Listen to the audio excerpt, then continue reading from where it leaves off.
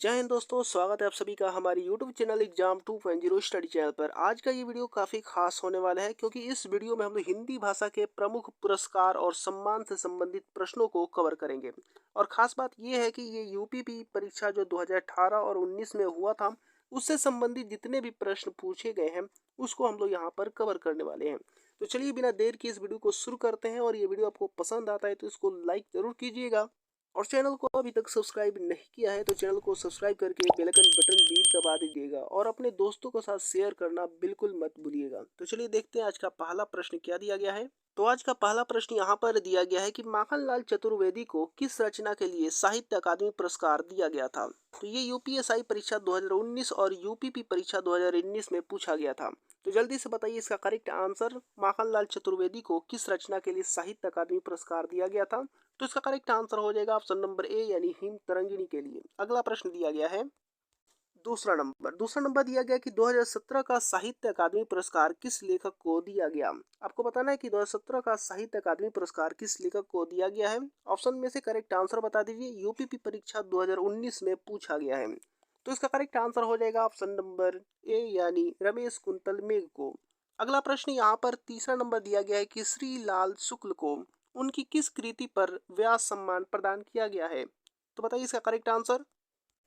तो किस कृति के लिए व्यास सम्मान प्रदान किया गया है श्रीलाल शुक्ल को। तो इसका करेक्ट आंसर हो जाएगा दिए गए ऑप्शनों में से ऑप्शन नंबर बी यानी विश्रामपुर का संत। अगला प्रश्न देखते हैं। अगला प्रश्न यहाँ पर दिया गया है चौथा नंबर की महादेवी वर्मा को ज्ञानपीठ पुरस्कार किस कृति पर मिला है। तो बताइए कौन सा करेक्ट होगा दिए गए ऑप्शनों में से। ये भी यूपीपी परीक्षा 2018 में और 16 में पूछा गया है। तो बताइए इसका करेक्ट आंसर क्या होगा। तो इसका करेक्ट आंसर हो जाएगा दिए गए ऑप्शनों में से ऑप्शन नंबर ए यानी यामा के लिए। अगला प्रश्न देखते हैं। इसके बाद अगला प्रश्न यहाँ पर दिया गया है कि अयोध्या सिंह उपाध्याय हरिऔध जी की प्रसिद्ध रचना कौन सी है। तो ऑप्शन दे रखा है और इसमें से करेक्ट आंसर बता दीजिए। यूपी परीक्षा 2019 में पूछा गया है। तो इसका करेक्ट आंसर हो जाएगा प्रिय प्रवास। हरिऔध जी की प्रसिद्ध रचना प्रिय प्रवास है। अगला प्रश्न है यहाँ पर फणीश्वर नाथ रेणु द्वारा रचित उपन्यास कौन सा है। तो बताइए ऑप्शनों में से कौन सा करेक्ट होगा। ये भी यूपीपी परीक्षा 2019 में पूछा गया है। तो इसका करेक्ट आंसर हो जाएगा दिए गए ऑप्शनों में से ऑप्शन नंबर सी यानी मैला आंचल, जो कि फणीश्वर नाथ रेणु द्वारा रचित उपन्यास है मैला आंचल। अगला प्रश्न देखते हैं। अगला प्रश्न दिया गया है कि इनमें से कौन सी मीराबाई द्वारा रचित रचना नहीं है। तो बताइए कौन सी रचित रचना मीराबाई की नहीं है। तो इसका करेक्ट आंसर हो जाएगा दिए गए ऑप्शनों में से ऑप्शन नंबर सी यानी वैदेही वनवास। अगला प्रश्न दिया गया है कि सत्यार्थ प्रकाश उपन्यास के लेखक का नाम बताइए। तो इसका करेक्ट आंसर क्या होगा दिए गए ऑप्शनों में से। तो इसका करेक्ट आंसर हो जाएगा ऑप्शन नंबर ए यानी दयानंद सरस्वती सत्यार्थ प्रकाश उपन्यास के लेखक हैं। इसके बाद अगला प्रश्न यहाँ पर पूछा गया है कि कितने पाकिस्तान उपन्यास के लेखक कौन है। कितने पाकिस्तान उपन्यास के लेखक कौन है। तो इसका करेक्ट आंसर हो जाएगा दिए गए ऑप्शनों में से ऑप्शन नंबर बी यानी कमलेश्वर जी यहाँ पर कितने पाकिस्तान उपन्यास के लेखक हैं। अगला प्रश्न देखते हैं। इसके बाद अगला प्रश्न यहाँ पर दिया गया है कि कौन सी रचना तुलसीदास की नहीं है। तो बताइए इसका करेक्ट आंसर क्या होगा। ये भी यूपीपी परीक्षा 2018 में पूछा गया है। तो कौन सी रचना तुलसीदास की नहीं है। तो इसका करेक्ट आंसर हो जाएगा दिए गए ऑप्शनों में से ऑप्शन नंबर ए यानी यामा जो है यहाँ पर तुलसीदास की नहीं है। अगला प्रश्न देखते हैं। अगला प्रश्न दिया गया है कि कौन सी कृति महादेवी वर्मा की है। तो बताइए महादेवी वर्मा की कृति कौन सी है दिए गए ऑप्शनों में से। यूपीपी परीक्षा 2018 में पूछा गया प्रश्न है। तो इसका करेक्ट आंसर हो जाएगा ऑप्शन नंबर ए यानी निहार। अगला प्रश्न दिया गया है 48 नंबर की अतीत के चलचित्र किसकी रचना है। तो बताइए इसका करेक्ट आंसर क्या होगा। अतीत के चलचित्र किसकी रचना है। तो ऑप्शन दे रखा है और इसमें से करेक्ट आंसर हो जाएगा ऑप्शन नंबर सी यानी महादेवी वर्मा की। इसके बाद अगला प्रश्न यहाँ पर दिया गया है कि देवदास उपन्यास पर 3 बार फिल्म बन चुकी है। उपन्यासकार का क्या नाम है। तो जल्दी से बताइए इसका करेक्ट आंसर, क्योंकि ये यूपीपी परीक्षा 2018 में पूछा गया है। तो इसका करेक्ट आंसर क्या होगा। तो इसका करेक्ट आंसर हो जाएगा दिए गए ऑप्शनों में से ऑप्शन नंबर सी यानी शरत चंद्र चट्टोपाध्याय देवदास उपन्यास के उपन्यासकार हैं। अगला प्रश्न देखते हैं। अगला प्रश्न यहाँ पर दिया गया है कि निम्नलिखित कवियों में से गांधी जी ने किस कवि को राष्ट्र कवि का सम्मान दिया। तो जल्दी से इसका करेक्ट आंसर बता दीजिए। यूपीपी परीक्षा 2018 में पूछा गया है। तो इसका करेक्ट आंसर हो जाएगा दिए गए ऑप्शनों में से ऑप्शन नंबर डी यानी मैथिली शरण गुप्त को गांधी जी ने राष्ट्र कवि का सम्मान दिया। इसके बाद अगला प्रश्न यहाँ पर दिया गया है कि हिंदी अकादमी का श्लाका पुरस्कार सबसे पहले किसे दिया गया था। तो इसका करेक्ट आंसर क्या होगा, ऑप्शनों की सहायता से बताइए। ये यूपीएसआई परीक्षा 2017 में पूछा गया है। तो इसका करेक्ट आंसर हो जाएगा दिए गए ऑप्शनों में से ऑप्शन नंबर डी हो जाएगा, यानी रामविलास शर्मा। रामविलास शर्मा को श्लाका पुरस्कार सबसे पहले दिया गया था। अगला प्रश्न यहाँ पर दिया गया कि हिंदी साहित्य अकादमी की ओर से हर वर्ष श्लाका सम्मान पुरस्कार किस क्षेत्र को दिया जाता है। तो बताइए इसका करेक्ट आंसर क्या होगा। और ये प्रश्न यूपीपी परीक्षा 2018 में पूछा गया है। तो इसका करेक्ट आंसर हो जाएगा श्लाका सम्मान जो है वो किस क्षेत्र में दिया जाता है। तो इसका करेक्ट आंसर हो जाएगा ऑप्शन नंबर डी, यानी हिंदी को नई दिशा प्रदान करने के लिए। इसके बाद अगला प्रश्न दिया गया है कि किस वर्ष से लेखक और उसकी कृति के लिए साहित्य अकादमी पुरस्कार से सम्मानित करना आरंभ हुआ। तो बताना है कि किस वर्ष से साहित्य अकादमी पुरस्कार से सम्मानित करना आरंभ हुआ है।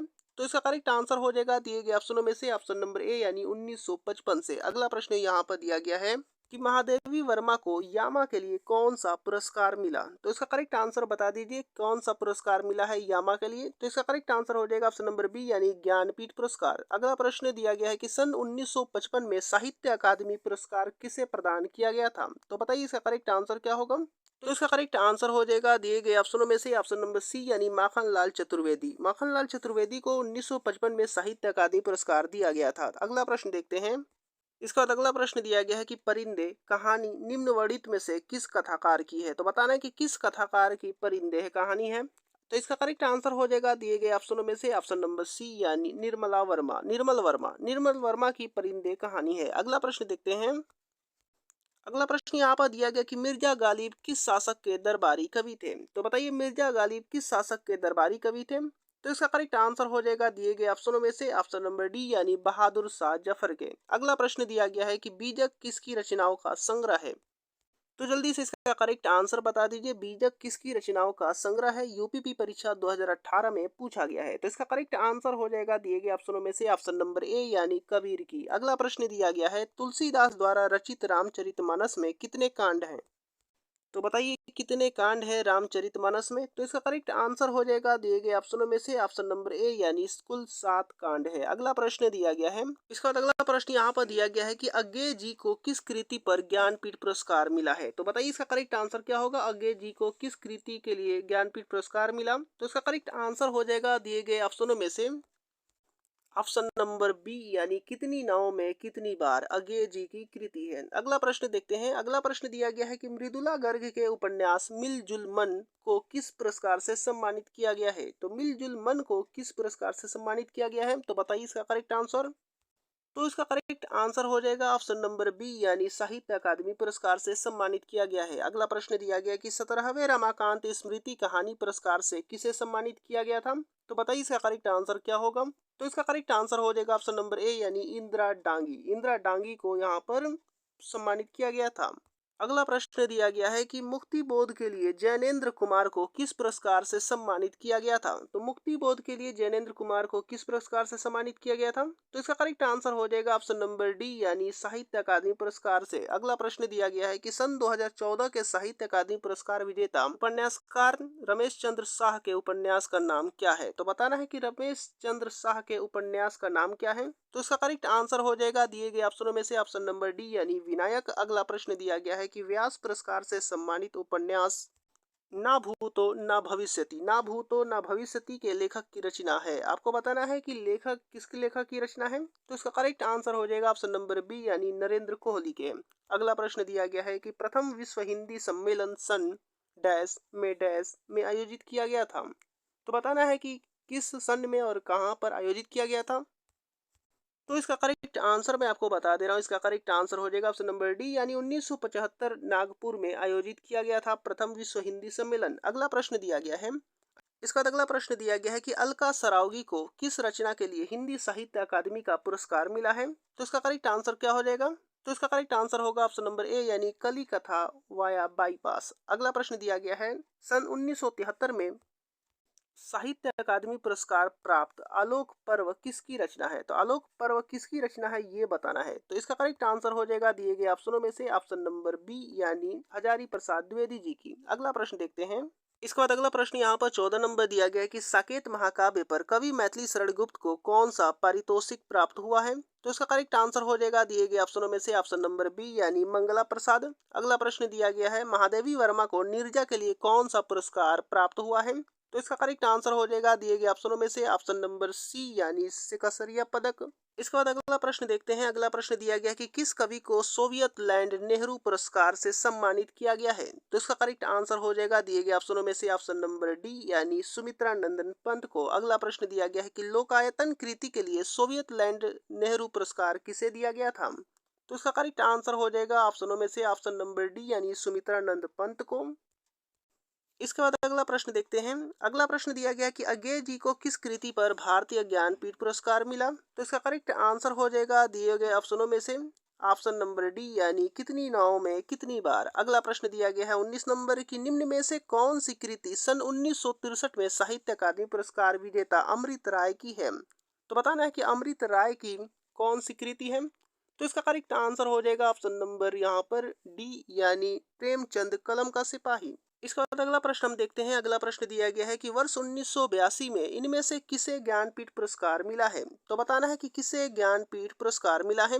तो इसका करेक्ट आंसर हो जाएगा 1982 में जो ज्ञानपीठ पुरस्कार मिला था वो मिला था option number B Mahadevi Verma को। अगला प्रश्न देखते हैं। अगला प्रश्न यहाँ पर दिया गया है कि सन 2013 में धूल पौधों पर के लिए गोविंद मिश्र को किस पुरस्कार से सम्मानित किया गया था। तो बताइए इसका करेक्ट आंसर क्या होगा। तो इसका करेक्ट आंसर हो जाएगा ऑप्शनों में से ऑप्शन नंबर ए यानी सरस्वती सम्मान से सम्मानित किया गया था। इसका बाद अगला प्रश्न यहाँ पर दिया गया है कि जैनेन्द्र कुमार की किस रचना को हिंदुस्तानी अकादमी पुरस्कार से सम्मानित किया गया है। तो इसका करेक्ट आंसर हो जाएगा दिए गए ऑप्शनों में से ऑप्शन नंबर बी यानी परख। अगला प्रश्न देखते हैं। इसका बाद अगला प्रश्न दिया गया है कि इनमें से कौन सी गजानन माधव मुक्तिबोध जी द्वारा रचित रचना नहीं है। तो बताइए इसका करेक्ट आंसर क्या होगा दिए गए ऑप्शनों में से। तो इसका करेक्ट आंसर हो जाएगा दिए गए ऑप्शनों में से ऑप्शन नंबर सी यानी अंधा युग। अगला प्रश्न देखते हैं। अगला प्रश्न दिया गया है कि रंगभूमि किस प्रसिद्ध लेखक द्वारा रचित उपन्यास है। तो इसका करेक्ट आंसर हो जाएगा दिए गए ऑप्शनों में से ऑप्शन नंबर बी यानी प्रेमचंद की।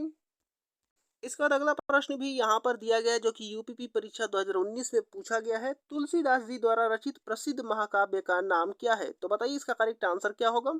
तो इसका करेक्ट आंसर हो जाएगा ऑप्शन नंबर बी यानी रामचरितमानस। अगला प्रश्न देखते हैं। इसके बाद अगला प्रश्न दिया गया है कि राज्यश्री किस रचनाकार का प्रथम ऐतिहासिक नाटक माना जाता है। तो बताना है कि राज्यश्री किस रचनाकार का प्रथम ऐतिहासिक नाटक माना जाता है।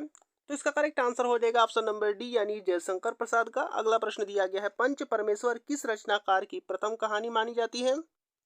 तो इसका करेक्ट आंसर हो जाएगा पंच परमेश्वर जो है वो ऑप्शन नंबर बी यानी मुंशी प्रेमचंद की कहानी मानी जाती है, वो भी प्रथम। अगला प्रश्न देखते हैं। अगला प्रश्न दिया गया है कि एक कहानी यह भी आत्मकथा के रचनाकार कौन है। तो बताइए इसका करेक्ट आंसर क्या होगा। तो इसका करेक्ट आंसर हो जाएगा ऑप्शन नंबर ए यानी मन्नू भंडारी। अगला प्रश्न दिया गया है कि मेरी तेरी उसकी बात उपन्यास के रचनाकार कौन है। तो बताइए मेरी तेरी उसकी बात उपन्यास के रचनाकार कौन है। तो इसका करेक्ट आंसर हो जाएगा ऑप्शन नंबर डी यानी यशपाल। अगला प्रश्न देखते हैं। इसके बाद अगला प्रश्न दिया गया है कि आम के पत्ते किसकी रचना है जिसके रचनाकार को व्यास सम्मान भी मिला है। तो इसका करेक्ट आंसर हो जाएगा दिए गए ऑप्शनों में से ऑप्शन नंबर सी यानी रामदरस मिश्र को। अगला प्रश्न दिया गया है कि हर देवानी किसकी रचना है। तो बताइए इसका करेक्ट आंसर क्या होगा। तो हर देवानी किसकी रचना है। तो इसका करेक्ट आंसर हो जाएगा ऑप्शन नंबर सी यानी दादू दयाल की हर देवानी रचना है। अगला प्रश्न दिया गया है कि शेखर एक जीवनी किसका प्रथम उपन्यास माना जाता है। तो इसका करेक्ट आंसर हो जाएगा दिए गए ऑप्शनों में से ऑप्शन नंबर बी यानी अज्ञे जी की। अगला प्रश्न दिया गया कि पद्मावत किसकी रचना है। तो इसका करेक्ट आंसर हो जाएगा मलिक मोहम्मद जायसी की। अगला प्रश्न दिया गया कि साहित्य जनता की चित्तवृत्ति का संचित प्रतिबिंब होता है, यह किसका प्रसिद्ध कथन है। तो बताइए इसका करेक्ट आंसर। तो इसका करेक्ट आंसर हो जाएगा ऑप्शन नंबर ए यानी रामचंद्र शुक्ल का।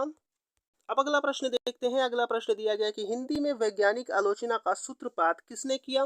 तो इसका करेक्ट आंसर हो जाएगा दिए गए ऑप्शनों में से ऑप्शन नंबर डी यानी रामचंद्र शुक्ल ने किया है। अगला प्रश्न दिया गया है कि उसने कहा था किसकी प्रसिद्ध कहानी है। तो इसका करेक्ट आंसर हो जाएगा ऑप्शन नंबर ए यानी चंद्रधर शर्मा गुलेरी की। अगला प्रश्न देखते हैं। इसके बाद अगला प्रश्न दिया गया कि निज भाषा उन्नति अहे सब उन्नति को मूल, यह किसकी प्रसिद्ध उक्ति है। तो बताइए यह किसकी प्रसिद्ध उक्ति है। तो इसका करेक्ट आंसर हो जाएगा दिए गए ऑप्शनों में से ऑप्शन नंबर बी यानी भारतेंदु की। अगला प्रश्न देखते हैं। अब अगला प्रश्न दिया गया कि मैथिली शरण गुप्त को किस कृति पर मंगला प्रसाद पारितोषिक प्राप्त हुआ है। तो इसका करेक्ट आंसर हो जाएगा दिए गए ऑप्शनों में से ऑप्शन नंबर बी यानी साकेत के लिए। अगला प्रश्न दिया गया कि मैला आंचल किसका आंचलिक उपन्यास है। तो इसका करेक्ट आंसर हो जाएगा ऑप्शनों में से ऑप्शन नंबर ए यानी फणीश्वर नाथ रेणु की। अब इसके बाद अगला प्रश्न देखते हैं। अगला प्रश्न दिया गया कि तुलसीदास के गुरु कौन थे। तो इसका करेक्ट आंसर हो जाएगा दिए गए ऑप्शनों में से ऑप्शन नंबर सी यानी नरहरिदास। नरहरिदास यहाँ पर तुलसीदास के गुरु थे। अगला प्रश्न दिया गया है केंद्रीय हिंदी संस्थान आगरा की पत्रिका कौन सी है। तो बताइए केंद्रीय हिंदी संस्थान आगरा की पत्रिका कौन सी है। तो इसका करेक्ट आंसर हो जाएगा ऑप्शन नंबर बी यानी ग्वेसड़ा। अगला प्रश्न दिया गया है। अगला प्रश्न यहाँ पर दिया गया है कि शंकराचार्य किस वाद के प्रवर्तक आचार्य माने जाते हैं। तो इसका करेक्ट आंसर हो जाएगा दिए गए ऑप्शनों में से ऑप्शन नंबर ए यानी अद्वैतवाद के। अगला प्रश्न दिया गया है कि परहित सरिस धर्म नहीं भाई पर पीड़ा सम नहीं अधमाई, यह उक्ति किस रचनाकार की है। तो इसका करेक्ट आंसर हो जाएगा यह उक्ति जो है वो किस रचनाकार की है। तो ऑप्शन नंबर बी करेक्ट हो जाएगा तुलसीदास की है। अगला प्रश्न दिया गया है कि शेखरा एक जीवनी किस विधा की रचना है। तो किस विधा की रचना है। तो इसका करेक्ट आंसर हो जाएगा ऑप्शन नंबर डी यानी उपन्यास है। इसके बाद अगला प्रश्न देखते हैं। अगला प्रश्न दिया गया कि गिरिराज किशोर को प्राप्त पुरस्कार के संबंध में रचना और पुरस्कार का कौन सा जोड़ा सही है। तो बताइए इसका करेक्ट आंसर क्या होगा। तो इसका करेक्ट आंसर मैं आपको बता दे रहा हूँ। इसका करेक्ट आंसर हो जाएगा ऑप्शन नंबर ए यानी ढाई घर साहित्य अकादमी पुरस्कार मिला है ढाई घर के लिए। तो ऑप्शन नंबर यहाँ पर ए करेक्ट हो जाएगा। अगला प्रश्न दिया गया है यहाँ पर कि कुकुरमुत्ता के कवि कौन है। तो बताइए इसका करेक्ट आंसर क्या होगा।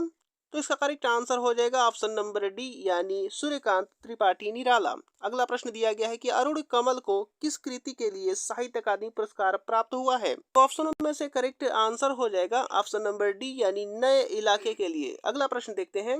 इसका बाद अगला प्रश्न दिया गया है कि चांद का मुंह टेढ़ा इनमें से किस कवि की रचना है। तो इसका करेक्ट आंसर हो जाएगा ऑप्शन नंबर बी यानी मुक्ति बोध की है। अगला प्रश्न दिया गया है कि नई समीक्षा शब्द का सर्वप्रथम प्रयोग किस विद्वान ने किया था। तो इसका करेक्ट आंसर हो जाएगा ऑप्शन नंबर बी यानी स्पिनगॉर्न ने। अगला प्रश्न दिया गया कि इनमें से कौन सा उपन्यास अमीर खुसरो के जीवन पर केंद्रित है। तो इसका करेक्ट आंसर हो जाएगा दिए गए ऑप्शनों में से ऑप्शन नंबर डी यानी आईना साज। इसका बाद अगला प्रश्न दिया गया है कि पंच परमेश्वर कहानी के लेखक कौन है। तो इसका करेक्ट आंसर हो जाएगा दिए गए ऑप्शनों में से ऑप्शन नंबर सी यानी प्रेमचंद। अगला प्रश्न दिया गया है कि छोड़ो मत यह सुख का कण है, यह उक्ति किस रचनाकार की है। तो इसका करेक्ट आंसर हो जाएगा दिए गए ऑप्शनों में से ऑप्शन नंबर बी यानी जयशंकर प्रसाद की।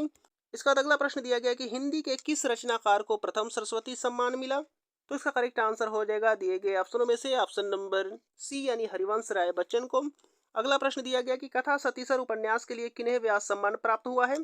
तो इसका करेक्ट आंसर हो जाएगा दिए गए ऑप्शनों में से ऑप्शन नंबर डी यानी चंद्रकांता के। अगला प्रश्न दिया गया है। अगला प्रश्न यहाँ पर दिया गया कि आत्मनेय पद के रचनाकार कौन है। तो इसका करेक्ट आंसर मैं आपको बता दे रहा हूँ। इसका करेक्ट आंसर हो जाएगा ऑप्शन नंबर सी यानी अगेजिंग। अगला प्रश्न दिया गया है। अगला प्रश्न यहाँ पर दिया गया है कि समकालीन भारतीय साहित्य पत्रिका के प्रकाशक कौन है। तो इसका करेक्ट आंसर हो जाएगा ऑप्शनों में से ऑप्शन नंबर ए यानी साहित्य अकादमी। अगला प्रश्न दिया गया है कि कैलाश वाजपेयी कृत हवा में हस्ताक्षर के लिए कौन सा पुरस्कार प्राप्त हुआ है। तो बताइए कि हवा में हस्ताक्षर के लिए कौन सा पुरस्कार प्राप्त हुआ है। तो इसका करेक्ट आंसर हो जाएगा ऑप्शन नंबर ए यानी साहित्य अकादमी पुरस्कार। इसके बाद अगला प्रश्न यहाँ पर दिया गया कि ABCD के रचनाकार कौन है। तो इसका करेक्ट आंसर हो जाएगा दिए गए ऑप्शनों में से ऑप्शन नंबर ए यानी रविंद्र कालिया।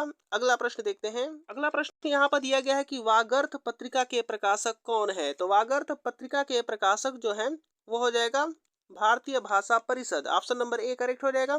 अगला प्रश्न दिया गया कि इनमें से देहाती दुनिया उपन्यास के लेखक कौन है। तो इसका करेक्ट आंसर हो जाएगा ऑप्शन नंबर बी यानी शिव पूजन सहाय। इसका अगला प्रश्न दिया गया है कि इनमें से कौन ज्ञानपीठ से सम्मानित रचनाकार नहीं है। तो इसका करेक्ट आंसर हो जाएगा ऑप्शन नंबर सी यानी मृदुला गर्ग। अगला प्रश्न दिया गया कि इनमें से किस पत्रिका का संपादन अज्ञे ने नहीं किया। तो इसका करेक्ट आंसर हो जाएगा दिए गए ऑप्शनों में से ऑप्शन नंबर ए यानी नंदन। अगला प्रश्न दिया गया कि त्रिधारा नामक ग्रंथ के रचनाकार हैं। तो त्रिधारा नामक ग्रंथ के रचनाकार कौन है। तो ऑप्शनों में से करेक्ट आंसर हो जाएगा ऑप्शन नंबर सी यानी सुभद्रा कुमारी चौहान। अगला प्रश्न दिया गया कि इनमें से मध्य वर्ग की पारिवारिक समस्या को दर्शाने वाला मोहन राकेश का कौन सा नाटक है। तो इसका करेक्ट आंसर हो जाएगा ऑप्शनों में से ऑप्शन नंबर बी यानी आधे अधूरे। अगला प्रश्न दिया गया कि क ख ग पत्रिका का प्रकाशन कहाँ से होता था। तो इसका करेक्ट आंसर हो जाएगा ऑप्शनों में से ऑप्शन नंबर डी यानी इलाहाबाद से। अगला प्रश्न यहाँ पर दिया गया है, अगला प्रश्न दिया गया है कि छंदानुशासन के रचयिता इनमें से कौन है। तो इसका करेक्ट आंसर हो जाएगा दिए गए ऑप्शनों में से ऑप्शन नंबर डी यानी हेमचंद्र। इसके बाद अगला प्रश्न हम देखते हैं। अगला प्रश्न दिया गया है जो कि यूपीएससी परीक्षा 2021 में पूछा गया है, इनमें से किसने भारत पत्र का संपादन किया था। तो इसका करेक्ट आंसर हो जाएगा ऑप्शन नंबर सी यानी नंदूलाल वाजपेयी। नंदूलाल यहाँ पर वाजपेयी ने भारत पत्र का संपादन किया था। अगला प्रश्न दिया गया है कि आलोचना पत्रिका का क्या स्वरूप है। तो इसका करेक्ट आंसर बता दीजिए। तो इसका करेक्ट आंसर हो जाएगा ऑप्शनों में से ऑप्शन नंबर बी यानी त्रैमासिक पत्रिका है। अगला प्रश्न दिया गया है, इनमें से कौन सा कवि फूल बाबू के नाम से भी जाना जाता है। तो इसका करेक्ट आंसर हो जाएगा ऑप्शन नंबर डी यानी राजकमल चौधरी फूल बाबू के नाम से जाने जाते हैं। अगला प्रश्न दिया गया है, यहाँ पर ऑप्शन नंबर डी करेक्ट हो जाएगा। अगला प्रश्न देखते हैं। इसके बाद अगला प्रश्न यहाँ पर दिया गया है कि होनहार बलवान इसे कोई मत मानो झूठी। होनहार बलवान इसे कोई मत मानो झूठी, यह उक्ति किस रचनाकार की है। तो इसका करेक्ट आंसर हो जाएगा दिए गए ऑप्शनों में से ऑप्शन नंबर सी यानी नानक देव की। अगला प्रश्न दिया गया कि हिम किरीटनी किसकी रचना है। तो इसका करेक्ट आंसर हो जाएगा ऑप्शनों में से ऑप्शन नंबर ए यानी माखनलाल चतुर्वेदी की। अगला प्रश्न दिया गया कि हिंदी में दूसरा ज्ञानपीठ पुरस्कार पाने वाला साहित्यकार कौन है। तो इसका करेक्ट आंसर हो जाएगा ऑप्शनों में से ऑप्शन नंबर बी यानी रामधारी सिंह दिनकर। अगला प्रश्न दिया गया कि संस्कृति के 4 अध्याय किसकी रचना है। तो इसका करेक्ट आंसर हो जाएगा दिए गए ऑप्शनों में से ऑप्शन नंबर सी यानी रामधारी सिंह दिनकर की। इसके बाद अगला प्रश्न देखते हैं। अगला प्रश्न दिया गया है कि निहार किसकी रचना है। तो निहार जो रचना हो जाएगा दिए गए ऑप्शनों में से ऑप्शन नंबर बी यानी महादेवी वर्मा की। महादेवी वर्मा की निहार रचना है। अगला प्रश्न दिया गया कि कितनी नावों में कितनी बार के रचनाकार कौन है। तो इसका करेक्ट आंसर हो जाएगा ऑप्शन नंबर ए यानी अगेजी। अगला प्रश्न दिया गया है कि मलिक मोहम्मद जायसी कृत पद्मावत किस भाषा में है। तो इसका करेक्ट आंसर हो जाएगा दिए गए ऑप्शनों में से ऑप्शन नंबर डी यानी अवधी भाषा में है। अगला प्रश्न दिया गया कि भारतेंदु पत्र कहाँ से प्रकाशित होता था। तो इसका करेक्ट आंसर हो जाएगा दिए गए ऑप्शनों में से ऑप्शन नंबर डी यानी वृंदावन। अगला प्रश्न दिया गया है कि साहित्य अकादमी द्वारा पुरस्कार रचना ताप के तय हुए दिन किसकी है। तो बताना है कि ताप के तय हुए दिन यह रचना किसकी है। तो इसका करेक्ट आंसर हो जाएगा ऑप्शनों में से ऑप्शन नंबर सी यानी त्रिलोचन की। अगला प्रश्न दिया गया कि हिंदी का प्रहरी इनमें से किसे कहा जाता है। तो इसका करेक्ट आंसर हो जाएगा दिए गए ऑप्शनों में से ऑप्शन नंबर बी यानी पुरुषोत्तम दास टंडन को। अगला प्रश्न दिया गया है। अगला प्रश्न यहाँ पर है कि 100 पोएम्स ऑफ कबीर पुस्तक के संपादक इनमें से कौन है। तो इसका करेक्ट आंसर हो जाएगा ऑप्शन नंबर सी यानी रविंद्रनाथ टैगोर। अगला प्रश्न दिया गया कि इनमें से किस पुस्तक में सूरदास के दृष्टकूट पदों का संग्रह है। तो इसका करेक्ट आंसर हो जाएगा ऑप्शनों में से ऑप्शन नंबर बी यानी साहित्य लहरी में। अगला प्रश्न दिया गया कि अमृतलाल नागर को किस कृति के लिए साहित्य अकादमी पुरस्कार प्राप्त हुआ है।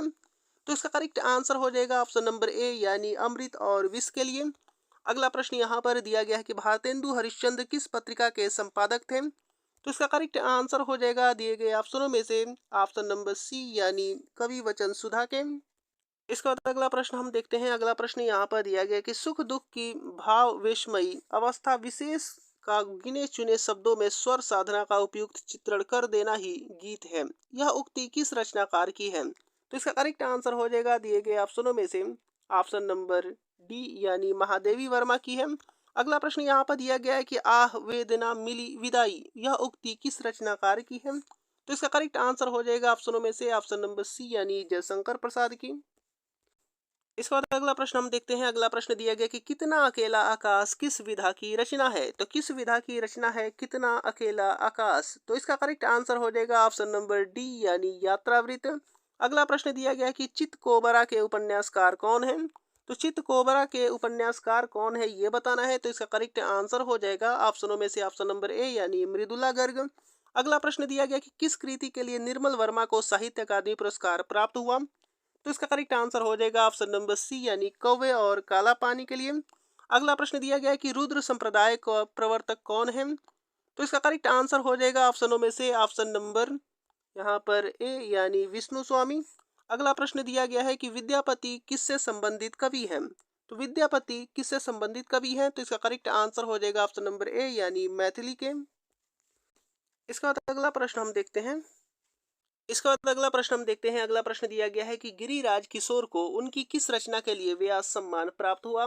तो इसका करेक्ट आंसर हो जाएगा ऑप्शन नंबर सी यानी पहला गिरमिटिया के लिए यहाँ पर व्यास सम्मान प्राप्त हुआ है। अगला प्रश्न दिया गया है कि हिंदी प्रदीप किस प्रकार का समाचार पत्र था। तो इसका करेक्ट आंसर हो जाएगा ऑप्शन में से ऑप्शन नंबर सी यानी मासिक पत्र था। अगला प्रश्न दिया गया कि संवेदनात्मक ज्ञान और ज्ञानात्मक संवेदन सूत्र का प्रयोक्ता है। आपको बताना है कि सूत्र के प्रयोक्ता कौन है। तो इसका करेक्ट आंसर हो जाएगा ऑप्शन में से ऑप्शन नंबर सी यानी मुक्तिबोध जी। अगला प्रश्न दिया गया है कि वोल्गा से गंगा इनमें से किस विधा की रचना है। ऑप्शन दे रखा है और इसमें से करेक्ट आंसर हो जाएगा ऑप्शनों में से ऑप्शन नंबर डी यानी कहानी संग्रह है। अगला प्रश्न दिया गया है कि कामायनी में कुल कितने सर्ग हैं। तो कामायनी में कुल कितने सर्ग हैं ये बताना है। तो इसका करेक्ट आंसर हो जाएगा ऑप्शन नंबर सी यानी 15 सर्ग हैं। अगला प्रश्न दिया गया कि निहार के रचनाकार कौन है। तो इसका करेक्ट आंसर हो जाएगा दिए गए ऑप्शनों में से ऑप्शन नंबर डी यानी महादेवी वर्मा जी। अगला प्रश्न दिया गया है कि दुख की पिछली रजनी बीच विकसता सुख का नवल प्रभात यह उक्ति किस रचनाकार की है। तो बताइए इसका करेक्ट आंसर क्या होगा।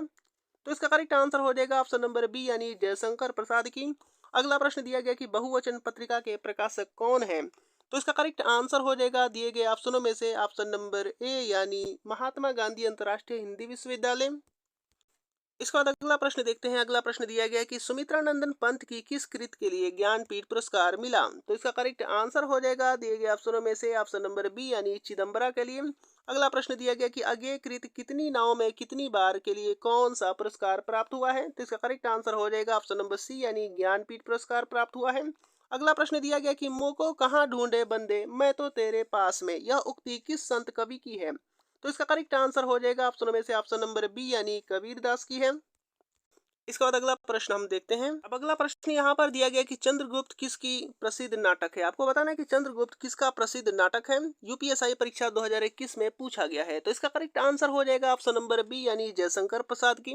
अगला प्रश्न दिया गया कि भ्रमर गीत परंपर के प्रवर्तक कौन है। तो बताइए भ्रमर गीत परंपर के प्रवर्तक कौन है। तो इसका करेक्ट आंसर हो जाएगा ऑप्शन नंबर सी यानी सूरदास जी। अगला प्रश्न दिया गया कि हिंदी साहित्य इतिहास का प्रथम लेखक किसे माना जाता है। तो बताइए हिंदी साहित्य इतिहास का प्रथम लेखक किसे माना जाता है। तो इसका करेक्ट आंसर हो जाएगा ऑप्शन नंबर ए यानी गारसा द तासी को। इसके बाद अगला प्रश्न हम देखते हैं। अगला प्रश्न दिया गया कि लीलाधर जगुड़ी को किस कृति पर साहित्य अकादमी पुरस्कार प्राप्त हुआ। तो इसका करेक्ट आंसर हो जाएगा ऑप्शन नंबर सी यानी अनुभव के आकाश में चांद। इसका अगला प्रश्न दिया गया है कि मैथिली शरण गुप्त ने इतिहास के उपेक्षित नारी पात्र में इनमें से किस पुस्तक में प्रतिष्ठित किए। तो इसका करेक्ट आंसर हो जाएगा ऑप्शन नंबर सी यानी साकेत में प्रतिष्ठित किए। अगला प्रश्न दिया गया कि अभ्युदय के संपादक कौन थे। तो इसका करेक्ट आंसर हो जाएगा दिए गए ऑप्शनों में से ऑप्शन नंबर बी यानी मदन मोहन मालवीय जी। अगला प्रश्न दिया गया है कि निम्न में से सौष्ठवादी आलोचक कौन है। तो इसका करेक्ट आंसर हो जाएगा ऑप्शनों में से ऑप्शन नंबर डी यानी नंदू दुलारे वाजपेयी। अगला प्रश्न दिया गया है कि मूर्ति देवी पुरस्कार किस संस्था द्वारा प्रदान किया जाता है। तो इसका करेक्ट आंसर हो जाएगा ऑप्शन नंबर डी यानी भारतीय ज्ञानपीठ। अगला प्रश्न दिया गया कि आनंद कादम्बनी पत्रिका कहाँ से प्रकाशित होती थी। तो इसका करेक्ट आंसर हो जाएगा ऑप्शन नंबर ए यानी मिर्जापुर से। तो अगला प्रश्न देखते हैं। अगला प्रश्न दिया गया है कि इनमें से किस पत्रिका का संपादन भारतेंदु हरिश्चंद्र ने किया था। तो इसका करेक्ट आंसर हो जाएगा दिए गए ऑप्शनों में से ऑप्शन नंबर सी यानी बाला बोधनी। अगला प्रश्न दिया गया कि भक्ति आंदोलन को इनमें से किस विद्वान ने इस्लामी आक्रमण की प्रतिक्रिया कहा है। तो इसका करेक्ट आंसर हो जाएगा ऑप्शन नंबर सी यानी रामचंद्र शुक्ल। अगला प्रश्न दिया गया है कि आवारा मसीहा इनमें से किसके जीवन पर केंद्रित कृति है। तो इसका करेक्ट आंसर हो जाएगा ऑप्शन नंबर डी यानी शरत चंद्र। तो उम्मीद करता हूँ कि वीडियो आपको पसंद आया होगा और इसी तरीके के और नए वीडियो देखने के लिए हमारे साथ जुड़े रहिएगा।